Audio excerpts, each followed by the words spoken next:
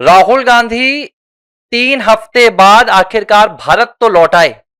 लेकिन भारत लौटने के बाद भी राहुल गांधी कांग्रेस के लिए फिलहाल काम करने के लिए तैयार नहीं हुए हैं, क्योंकि राहुल गांधी अभी थके हुए हैं। राहुल गांधी हॉलिडे से वापस आए हैं और कांग्रेस पार्टी चाहती है कि राहुल गांधी आते ही साथ उनके लिए काम करने लगे, और आते ही साथ उनके लिए वीडियो बनाने लगे, मैसेजेस तैयार करने लगे। लेकिन लगता है राहुल गांधी ने कांग्रेस पार्टी के लिए कोई भी वीडियो बनाने से साफ इंकार कर दिया, और हालात ये आकर खड़े हो गए कि कांग्रेस पार्टी को जो 17 जुलाई को देहरादून में छात्रों की गूंज नामक कार्यक्रम होने वाला है, उसके लिए राहुल गांधी का 2 साल पुराना वीडियो इस्तेमाल करना पड़ा, और उस वीडियो को काट छाट कर एक नई रील बनानी पड़ी, ताकि लोगों को देखने में ऐसा लगे कि राहुल गांधी खुद मैसेज बना रहे हैं, राहुल गांधी खुद सरकार के खिलाफ बोल रहे हैं। अब ये जो रील बनाई मैं आपको बता रहा हूं, ये 2024 के चुनाव की थी, जब राहुल गांधी अपने एक वीडियो में कह रहे थे क्यों मोदी जी डर गए क्या, और इसके बाद राहुल गांधी की ये रील काफी उस वक्त कांग्रेस वालों ने वायरल की थी। उसी रील का इस्तेमाल अब 2026 में सिर्फ इतना कि क्या मोदी जी डर गए क्या, इतना काट के राहुल गांधी की एक रील में लगाया गया, और इससे जो 27 जुलाई को, सॉरी माफ कीजिएगा 17 जुलाई को यह कांग्रेस पार्टी का देहरादून में कार्यक्रम होना है, इसके लिए इस्तेमाल किया जा रहा है। एक तो यह उदाहरण हो गया। दूसरा, एक वॉइस मैसेज रिलीज किया गया है। मतलब आज के दौर में जहां पर सबसे ज्यादा भाई विजुअल रिप्रेजेंटेशन चलता है, जहां पर छोटे छोटे मैसेजेस हों या एक एक घंटे की वीडियो हो, लोग सीधे ऐसे मोबाइल उठाते और बनाते हैं, वहां पर राहुल गांधी ने एक ऑडियो मैसेज रिलीज किया है कि 17 जुलाई को देहरादून आ रहा हूं भाई, छात्रों की गूंज का कार्यक्रम करूंगा, ऐसा वैसा, और उस ऑडियो मैसेज को रील बनाकर कांग्रेस पार्टी ने अपने सोशल मीडिया अकाउंट से शेयर किया है। सवाल ये खड़े हो रहे हैं कि अगर राहुल गांधी भारत वापस आ चुके हैं, अगर राहुल गांधी का हॉलिडे या सीक्रेट ट्रिप जो भी आप कहें वो खत्म हो गया है, तो अब तक राहुल गांधी कांग्रेस पार्टी के कार्यक्रमों में सीधे तौर पर शिरकत क्यों नहीं कर रहे हैं? क्या अभी भी राहुल गांधी किसी कश्मकश में है,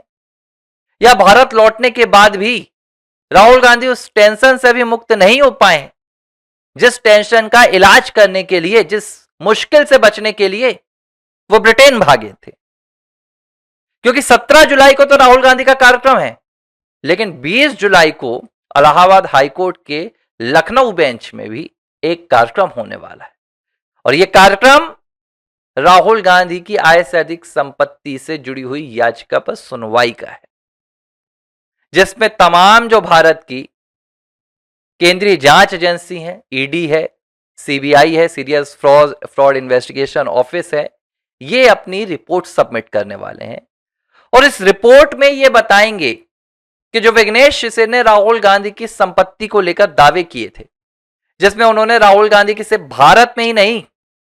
बल्कि दुनिया भर के अलग अलग देशों में संपत्ति के सबूत सौंपे हैं, और उन सबूतों को अदालत ने भी प्रथम दृष्टया निग्लेक्ट नहीं किया था, नकारा नहीं था। जस्टिस राजेश सिंह चौहान और जस्टिस जफीर अहमद की बेंच ने फाइल को देखने के बाद कहा कि भाई इसे सील बंद लिफाफे में रख दो, बहुत अहम फाइल है, इसे 20 जुलाई को ही खोलेंगे जब दोबारा मामले की सुनवाई होगी। तो अब रिपोर्ट आने वाली है, और इसी रिपोर्ट को लेकर राहुल गांधी भारत तो लौट कर आ गए, लेकिन राहुल गांधी बहुत ज्यादा चिंतित हैं। सूत्रों से मिली जो जानकारी है वो कह रही है कि राहुल गांधी भारत में लौटते साथ ही उन्होंने अपने कांग्रेस पार्टी के कुछ जो वरिष्ठ वकील हैं उनके साथ बैठक की है। अब जाहिर सी बात है कि कांग्रेस पार्टी वकीलों के साथ बैठक कर रही है, ऐसा तो कोई खबर आई नहीं, क्योंकि कांग्रेस पार्टी का तो ऐसा कोई मुद्दा नहीं है अभी जो सुप्रीम कोर्ट में लटका हो या किसी हाई कोर्ट में लटका हो। तो फिर राहुल गांधी किन वकीलों से मिल रहे हैं और क्यों मिल रहे हैं? राहुल का तो एक यही केस है जिसकी हाल फिलहाल में डेट है। जाहिर सी बात है कि राहुल गांधी को ये चिंता सता रही है कि अगर 20 तारीख को रिपोर्ट उनके खिलाफ आती है तो वो आगे क्या करेंगे, क्योंकि जिस रिपोर्ट में राहुल गांधी के खिलाफ एफआईआर होनी है वो रिपोर्ट तैयार हो चुकी है। सीबीआई, ईडी, एसएफआईओ इन सभी ने रिपोर्ट तैयार कर ली है, लिफाफा बंद हो गया है, सिर्फ तारीख का इंतजार हो रहा है। 20 जुलाई को यह रिपोर्ट इलाहाबाद हाईकोर्ट की लखनऊ बेंच में पेश हो जाएगी। इसी वजह से राहुल गांधी ना तो वीडियो बना पा रहे हैं, ना तो वो राहुल गांधी सार्वजनिक मंच पर या कहीं पर प्रेस कॉन्फ्रेंस में या मीडिया के सामने नजर आ पा रहे हैं। लेकिन क्या करे, कांग्रेस पार्टी को यह भी दिखाना है कि भाई ये हमारे नेता हैं, पार्टी के आला कमान है, हाई कमान है, तो उनसे रिक्वेस्ट की गई कि भाई आप कुछ नहीं तो कम से कम एक ऑडियो मैसेज भेज दीजिए। तो राहुल गांधी ने एक ऑडियो मैसेज भेजा, उनके पुराने वीडियोस उठाए गए, उन्हें काटा छाटा गया और इस तरीके से 17 जुलाई की तैयारी की जा रही है। लेकिन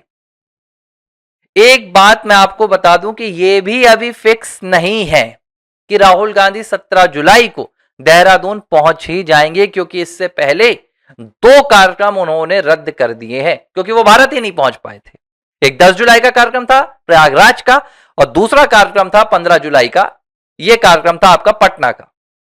दोनों कार्यक्रम रद्द हो गए हैं।